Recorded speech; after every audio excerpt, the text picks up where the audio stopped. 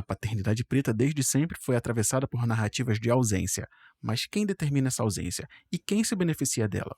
No Brasil, o homem preto foi afastado da estrutura familiar desde a escravidão, impedido de ser referência para os seus filhos e sequestrado pelo trabalho exaustivo ou pela violência do Estado. Mas o que significa, afinal, ser um pai preto?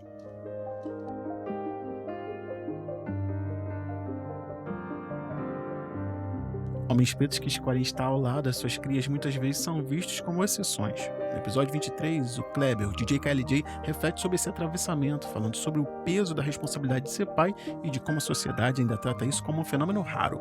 O Ricardo, no Parenta 24, aprofundou essa discussão ao relatar um pouco da sua ausência paterna e como isso moldou a identidade dele e como o matriarcado negro o acolheu. Já o Jairo, no episódio 3, ele nos convida a pensar um pouco como a paternidade pode ser exercida sem reproduzir traços do patriarcado, sem apenas ocupar o lugar de provedor, mas também um espaço de construção de afeto e presença. Bom, a paternidade preta está sempre no centro de uma disputa. De um lado, uma estrutura que afasta os homens negros das suas famílias e, de outro, uma luta diária para se manter presente e reescrever histórias e criar novas referências para as próximas gerações. A ausência paterna preta é um projeto e a presença é um ato de resistência. Mas que presença é essa e como é que ela pode ser exercida para além do simples "tô aqui"? A vivência de cada um desses convidados aponta um ponto em comum. A paternidade preta não pode ser apenas um modelo a ser copiado da branquitude, mas sim uma construção baseada na coletividade, no afeto e no compromisso real com as crias. O Kleber, o Ricardo e o Jairo trazem perspectivas que se cruzam e revelam o desafio de ser um pai preto numa sociedade que não espera. Muitas vezes nem permite que essa paternidade aconteça plenamente. Nesse episódio, a gente vai voltar nesses encontros para entender como a paternidade preta pode ser pensada para além da sobrevivência e para além da ausência também. O que significa de fato ser um pai consciente. Como esse lugar pode ser exercido de maneira ativa, sem que a presença seja apenas um reflexo da culpa, mas sim um compromisso genuíno com a construção de um futuro mais justo. Afinal, o que significa ser um pai presente?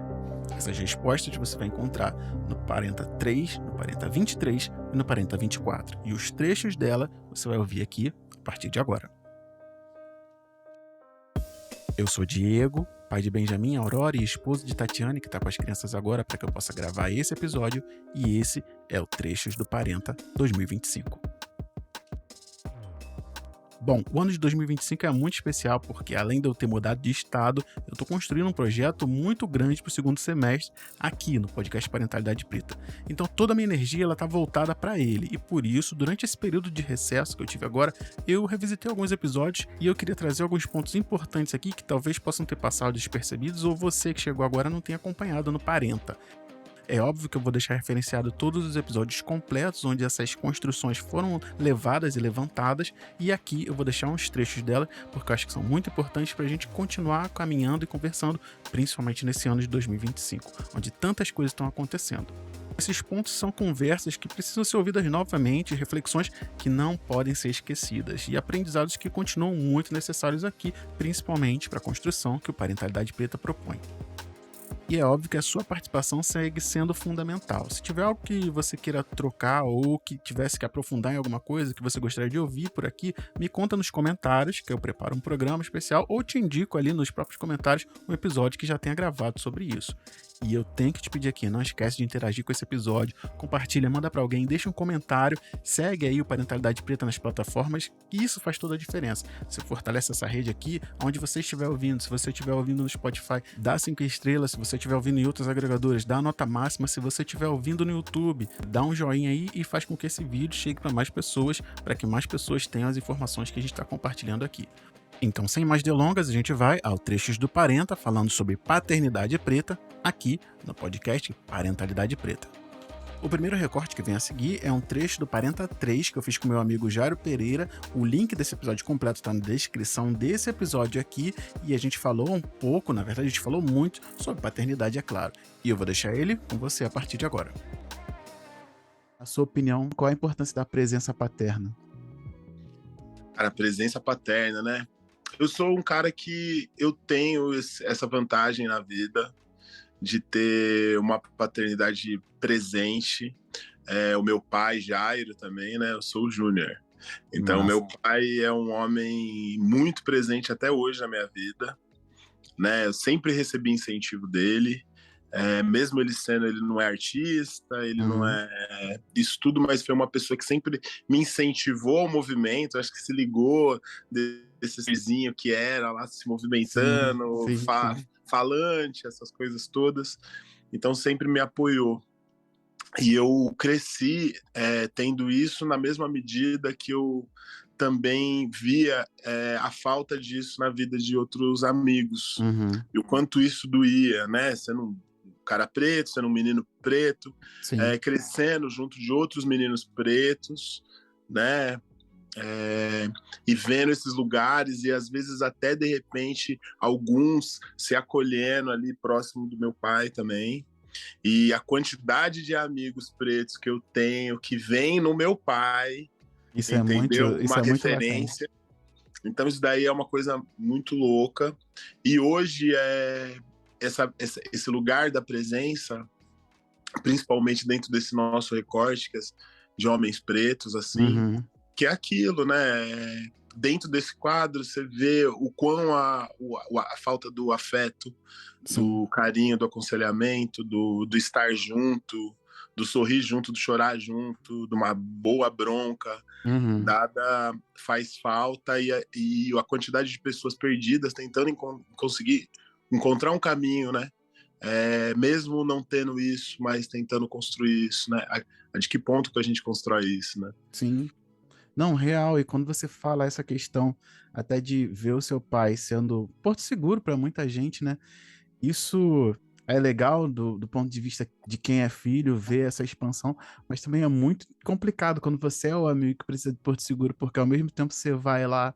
Tipo, pô, eu sei, por exemplo, sei que o pai do Jairo, ele é um cara que chega junto com todo mundo, então, de repente, vai me dar uma bronca aqui, vai dar um corretivo aqui, vai falar, pô, não, isso aí, ó, você tá fazendo besteira, então, até usando você, né, pô, aquele teu amigo lá tá fazendo besteira, dá uma chegada nele lá, fala tal coisa, com Sim, certeza sim, isso já aconteceu, mas sim. ainda assim, né, e eu não tô tirando o brilho disso, é um privilégio muito grande, né, da gente ter a possibilidade de ter homens reparando em outros homens. Eu acho que essa é uma construção muito legal para a gente levar em consideração, né? Em relação a essa dinâmica de grupo, até, pô, legal saber que a gente consegue tangenciar um exemplo desse, né? Um pai Sim. que ali pegou, não adotou de maneira afetiva, total, mas, pô, tava de olho naquele círculo de amigos, né? Isso é muito legal pra gente até entender como pais também a potência que isso tem, né, Jairo? De Sim, estar sim. de olho nos amigos dos nossos filhos, afinal de contas, vão refletir muito em cima dos nossos filhos também, né? Sim, não, bastante, bastante. Porque é isso, né? Quando a gente pensa em essa comunidade preta, nisso onde nós estamos inseridos aqui, né? Nessa diáspora e tal, Uhum. é, é, esse convívio é constante com os dramas, Sim. com os ganhos disso, com as faltas, né? Eu volto nesse privilégio de eu reconhecer, pelo menos de mim para trás, uma quantidade de homens da minha família pretos que foram presentes Isso é com suas importante. questões, com as Uhum. suas várias camadas de questões, né? Mas que foram, né? Eu lembro a minha avó, ela falava com muita emoção muito do pai dela, que ela foi criada pelo pai, que ela não teve mãe, e Uhum. que ela e os irmãos foram criados por esse pai. Então ela falava sempre com muita emoção. O meu vô, o Cicito, que era nossa, maravilhoso, né? Ele era uma imagem, ele era bem retinto, né? Uhum. Bem retinto, ele gostava de boinas, e ele era aquele. Foi envelhecendo, mas ele era aquele vô que levava a gente para passear, que Sim. sempre estava junto, que fazia uma questão, que foi embora dizendo: Ô meu filho, como eu queria te ajudar nas suas coisas, nos seus sonhos, sabe? Que, Uhum. queria te ver em tal canal, era o Sim. sonho dele. Então, de ter essas presenças, histórias de homens que pretos, como volto a dizer, com suas questões, mas Uhum. que tentaram de várias formas proteger a sua família e dar Sim. condições para sua família. sabe? Salvo uma outra história, ou outra de abandono, né? Desse meu próprio vô também, histórias do pai que foi embora para outra família e que a única coisa que deixou foi um piano e ele não aprendeu a tocar piano porque ele ficava esperando o pai chegar. Então, histórias de drama também. Sim. E o piano foi vendido para eles poderem sobreviver e comer. Então, aquela frustração que cresce, né? Tem mais, se tem essa egrégora de homens pretos também que lutaram muito. Eu sempre sinto muito saudade da gravação desse episódio, foi uma conversa muito legal com o Jairo. Bom, e o próximo trecho é uma parte da conversa que eu tive com o Kleber, o DJ KLJ, falando sobre paternidade, é claro. Eu vou deixar ele com você. E eu queria que você falasse um pouco pra mim aqui, pra gente que tá ouvindo, como é que você define que foi a sua paternidade, né? O que você falou até, teria feito algumas coisas diferentes, se você se sentir à vontade, definisse um pouco de como é você enquanto pai, assim. A minha mãe brinca comigo, brinca, né? Ela fala assim, você nasceu no Dia dos Pais, né? Eu nasci no Dia dos Pais. Então é tipo assim, eu tenho o DNA de ser pai, né, cara? Eu nasci pra ser pai. E eu fui pai muito novo. Quando meu primeiro filho nasceu, o DJ Will, eu pensei, esse moleque tem que ter, eu preciso dar fralda para ele, alimentação. E é o mínimo que eu tenho que fazer é isso. Por isso que eu falei que ser pai é ter responsabilidade, né? Você fala assim, não, peraí, não, é uma continuação sua, você tem que cuidar. Sim, de fato. Então, para mim, ser pai foi assim, eu fui muito jovem, não tinha experiência e fui adquirindo, né? Eu era muito, qual a palavra? Não é conservador, mas eu era muito exigente com os meus filhos, né? E era um pouco controlador também. E isso foi se perdendo com os nascimentos dos netos, com eu ficando mais velho, né? Sim. Mas é aquele tipo de controle que você faz pro bem do seu filho, né? Sim. Mesmo isso não sendo uma coisa boa. Você faz, é um cuidado, faz parte de um cuidado também, entende? É um cuidado também. Sim, sim. Mas hoje eu mudei muito, é outro olhar eu tenho hoje. E é também, assim, muito distinto, né? A gente acha que tá fazendo a coisa certa, às vezes nem tem tanta gente pra trocar e falar, pra saber se tá indo bem ou se tá indo mal, né?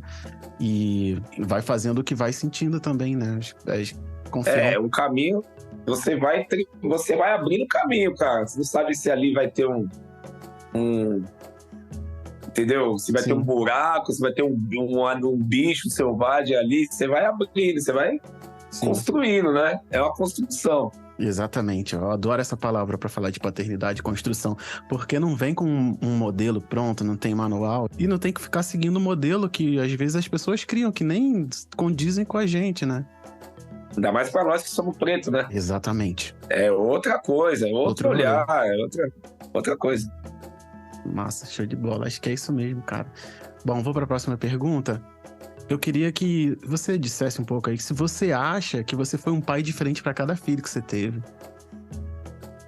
Não, esse foi um dos erros. Eu fui um pai igual para todos.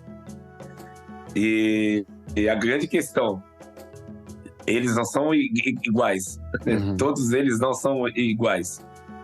Então o pai funciona hoje eu vendo, o pai funciona meio que como um psicólogo, como um terapeuta. Sim. Tá ligado? Sim. Cada filho é de um jeito. É claro que você vai ensinar os valores, os seus valores que você acredita ser o certo, ser um exemplo a ser seguido, que deu certo para você. Mas a criação tem que ser diferente, porque eles são diferentes. Sim. Eles têm signos diferentes, têm gêneros diferentes. Sim. Né? Tem personalidades, caráteres diferentes. E eu criei os meus filhos até uma certa idade do mesmo jeito. E depois eu me liguei, porque também eu li livros, vi matérias, vi documentários sobre paternidade. Sim. E eu entendi que não dá para criar os filhos de um jeito só. do mesmo jeito. Simplesmente porque eles não são iguais. É simples, mas até você entender isso... Pô, é uma viagem. Pô, massa, muito legal. Bom saber, vamos te ouvir dizendo isso, cara. Porque é realmente isso, né? A gente já tem essa carência de modelos sem nos colocarmos nesse local de vítima, mas é carência de modelos, não adianta, a gente também fala pouco a respeito disso. Quando a gente está vivendo a paternidade, ainda rola uma segregação, né, de certa maneira, de quem tem filho com quem não tem. Então aquele pessoal que era tua referência até para te lembrar, ó, você não é assim, ou você foi um cara mais divertido, era menos chato e tal, as pessoas meio que dão uma sumida, né? E aí a gente aplica esse modelo a todos os filhos. Não, tá dando certo aqui, será que tá dando certo de fato? Pô, mas legal, fico feliz, muito legal te ouvir dizendo isso, né? Que tem que ter diferença, porque cada pessoa é singular, né? Cada cabeça é um universo, não adianta. Eu devo confessar que eu tava bem nervoso nessa gravação com o KLJ e ele me deixou super à vontade. A gente pôde conversar muito sobre esse tema tão importante, pude trazer referência de um cara com o tamanho dele, né, e um cara de outra geração falando sobre paternidade. Foi muito bom, episódio que agregou muito. Parenta 23, eu recomendo que você ouça, como eu falei, vai estar linkado aqui na descrição desse episódio. É um episódio muito bacana e também uma introdução que eu gosto muito, diga-se de passagem. Nessa altura do campeonato já ficou claro que o que você está ouvindo aqui não é uma conversa, é a parte de um movimento muito maior que busca transformar a experiência da parentalidade preta no Brasil. E essa transformação precisa de você. Hoje a Parentalidade Preta conta com 78 apoiadores e a nossa meta inicial, desde o início, era chegar pelo menos a 500. E eu te pergunto, se você pudesse fazer parte desse movimento que está transformando tantas vidas? Bom, seu apoio garante que a gente continue criando e fortalecendo espaços seguros para pais, mães e crianças negras e mantém esse podcast que você está ouvindo aqui, mantém as rodas de conversa, os encontros dos grupos terapêuticos cujo acompanhamento é feito por um profissional pago. Dele, eu também mantenho as plataformas de gravação, de hospedagem, do site e diversas outras coisas, além de materiais que eu preciso estudar para trazer informação com responsabilidade e com fontes confiáveis. Então, se esse conteúdo ele te toca de alguma forma, ele te ajuda de alguma forma, se fez você refletir ou enxergar algo de um jeito novo, considere apoiar o Parentalidade Preta. Com a quantia equivalente a 2 bebidas por mês, você já pode fazer parte dessa iniciativa e ainda recebe conteúdos exclusivos e acesso a um grupo de troca no WhatsApp, onde eu mando diretamente para você os links. Para apoiar, você já sabe, apoia.se/parenta, o link está na descrição desse episódio, você escolhe a faixa de valor que faz sentido para você. Eu tenho certeza que se no próximo final de semana você deixar de tomar 2 cafés ou 2 cervejas, você vai conseguir ajudar o Parentalidade Preta a chegar mais longe durante o ano inteiro. Escolhe um valor com o qual você pode se comprometer mensalmente e me ajudar a manter tudo isso aqui funcionando de maneira independente e autônoma. É óbvio que eu vou repetir, o link é o apoia.se/parenta, tá linkado na descrição desse episódio, e eu volto pro último trecho da conversa que eu tive com meu amigo Ricardo. Foi um episódio muito bonito, um episódio muito grande, inclusive, muito bonito, e eu recomendo muito que você ouça, é o Parenta 24, e eu vou deixar um trecho dele aqui com você agora. É muito sinistro quando a gente pensa, né, que a gente tá construindo coisas a partir das faltas, né? No final das contas. Colocando coisas nesses lugares que uma peça única ali poderia fazer toda a diferença, né? Eu tenho ticado várias coisas minhas com as trocas que eu tenho feito no podcast, e é uma delas, né?